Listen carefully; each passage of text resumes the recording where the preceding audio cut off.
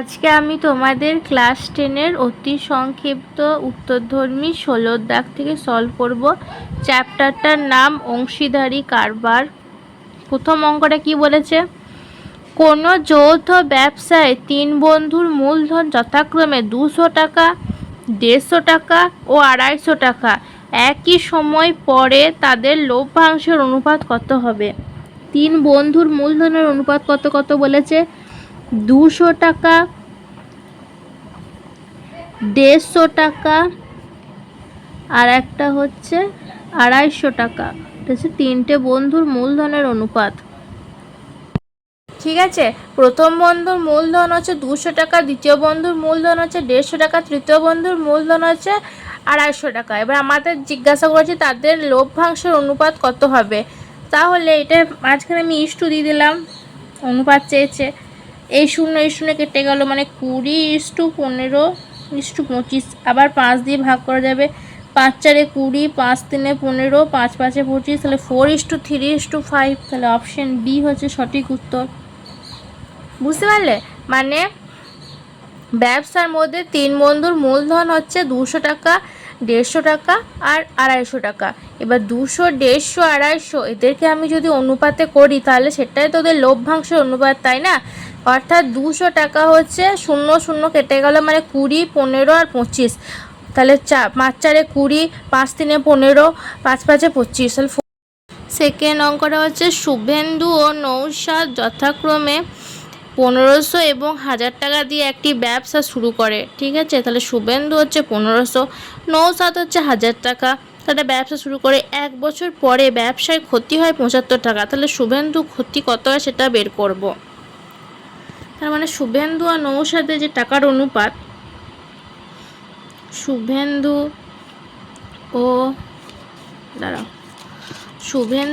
ও নৌশাদ মূলধনের অনুপাত হচ্ছে 1500:1000। 0 কেটে গেল, 5 3 15, 5 2 10, 3:2। বলে দিয়েছে 75 টাকা ক্ষতি, 75 টাকা ক্ষতি। তার মানে অতএব শুভেন্দুর ক্ষতি হবে, ওদের ক্ষতি হবে 3 আর 2 5 হয়, শুভেন্দু এই যে 3/5 × 75। 5 1 5, 7 5 2, 5 5 85, 5 5 25, 15 3 3 5 15, 5 7 3 45 টাকা। তাহলে এই অপশন কত?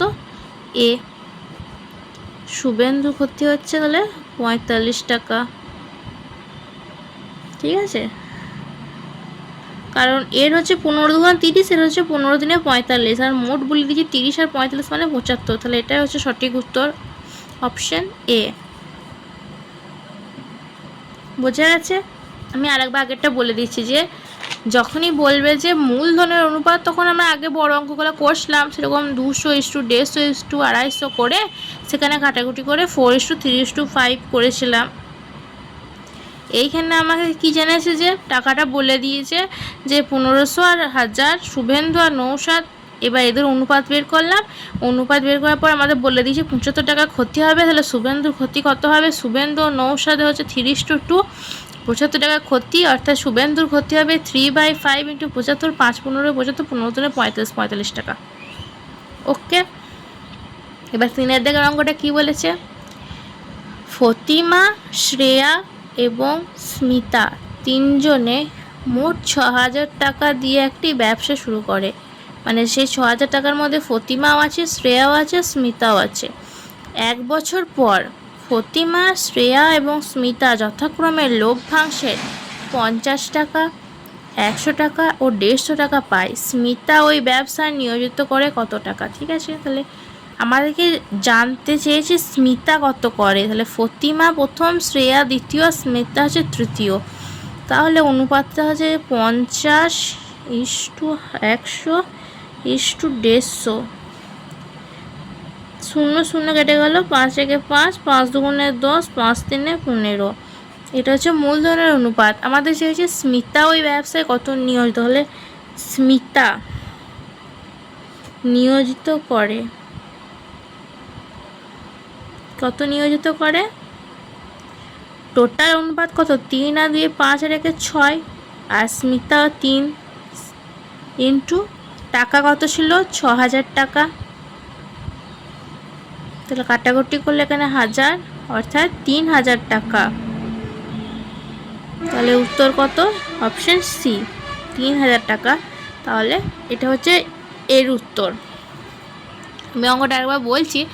এই যে ফতিমা, শ্রেয়া, স্মিতা, এই যে ফতিমা, শ্রেয়া, স্মিতা আমি লিখলাম না এমসিকিউর জন্য, তোমরা লিখতেও পারো যে ফতিমা, শ্রেয়া, স্মিতার মূল এই লভ্যাংশের অনুপাত 50 টাকা, 100 টাকা, 150 টাকা। এই শূন্য এই শূন্য এই শূন্য কেটে দিয়েছি, তাহলে 5 2 10 5 3 15 1:2:3, অর্থাৎ স্মিতা কত নিয়োজিত করে?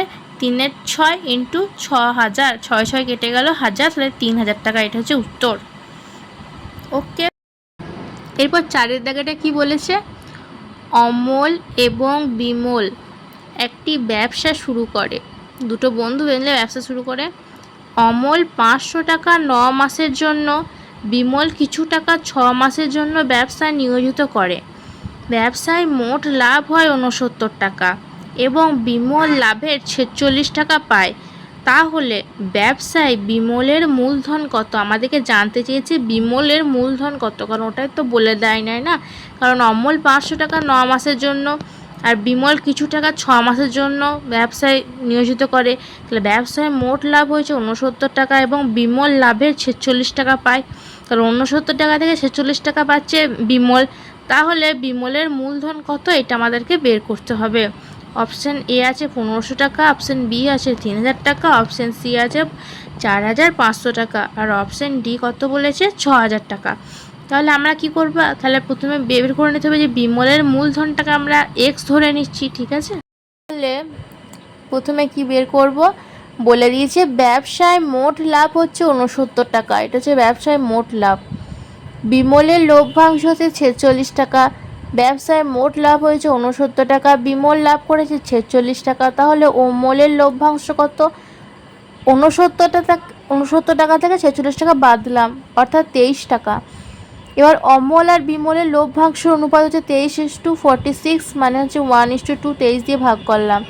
এবার আমাদেরকে জানতে চেয়েছে ব্যবসায় বিমলের মূলধন কত। ধরি বিমলের মূলধন হচ্ছে x টাকা। শর্তানুসারে 500 × 9 বাই x × 6, কারণ 500 টাকা 9 মাসের জন্য আর x টাকা 6 মাসের জন্য। তাদের মূলধনের অনুপাত হবে কত? 23 হচ্ছে অমল আর বিমল হচ্ছে 46, তাহলে 23/46, মানে 23 কেটে গেল, 23 থেকে 23, 23 × 2 = 46। এই 2 এই 6 কাটলাম, 2 3 6, এই 3 3 3 9, তাহলে এক্স এর মানটা কত? 500 × 3, মানে 5 3 15, তাহলে 1500 টাকা। এটা হচ্ছে এক্স এর ভ্যালু। তাহলে বোঝা গেছে অঙ্কটা কি বলেছে? যে অমল এবং বিমল একটি ব্যবসা শুরু করে। অমল হচ্ছে 500 টাকা 9 মাসের জন্য, 500 × 9। বিমল কিছু টাকা, যেটা আমি কি এক্স ধরেছি, তাহলে এক্স টাকাটা 6 মাসের জন্য খাটিয়েছে, মানে 6x। তাহলে মোট লাভ হয়েছে 69 টাকা। সেই মোট লাভের মধ্যে বিমলের লাভের টাকা হচ্ছে 46 টাকা। তাহলে অমলের লাভের কত? 23 টাকা। 69 থেকে 46 বাদ দিলাম। তবে তাদের অনুপাতের সাথে সমান তো হবেই এদের অনুপাতটা, ওই জন্য এই শর্তানুসারে এটা ইউজ করে আমরা এক্স সমান 1500 টাকা করলাম। তাহলে আমাদের সঠিক উত্তর হচ্ছে অপশান এ। এটা হচ্ছে আমাদের সঠিক উত্তর। বোঝা গেছে অঙ্কটা? এবার নেক্সট অঙ্ক আসি 5 দাগে। কি বলেছে? পল্লবী 500 টাকা 9 মাসের জন্য এবং রাজিয়া 600 টাকা 5 মাসের জন্য একটি ব্যবসায় নিয়োজিত করে লভ্যাংশ তাদের মধ্যে বণ্টিত হবে যে অনুপাতে তা লিখি। তাহলে পল্লবী 500 টাকা করেছে 9 মাস, রাজিয়া 600 টাকা করেছে 5 মাস। 5 9 45, 6 5 30, এরকম করে গুণ করে শূন্যগুলো পাশে লিখলাম, তাদের অনুপাত করতে হবে। তাহলে পল্লবী কার্যকরী মূলধন হচ্ছে 500 × 9, কারণ 500 টাকা 9 মাসের জন্য, তাহলে 4500 টাকা। রাজিয়া কার্যকরী মূলধন হচ্ছে 600 × 5, মানে 6 5 30, 3000 টাকা।